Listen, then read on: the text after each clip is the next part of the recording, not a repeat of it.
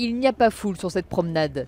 Découragés par les grèves du ferroviaire et de l'aérien, beaucoup de touristes ont annulé leur séjour.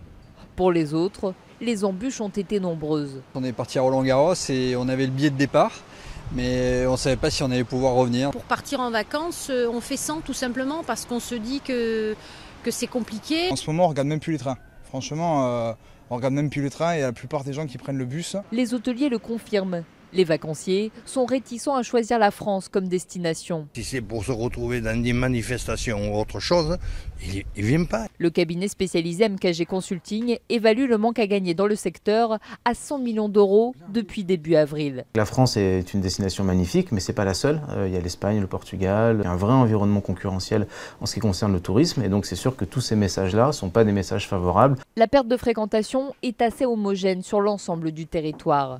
Entre 2 et 4 points entre un mois avec et sans grève. La grève de la SNCF et la grève d'Air France ont eu un impact très important pour les villes qui sont dépendantes à la fois du tourisme d'affaires, de congrès et du tourisme d'agrément. La crainte pour les spécialistes est que le mouvement s'étende à la période estivale, ce qui ternirait durablement l'image du secteur touristique français et fragiliserait les hôteliers en bord de mer.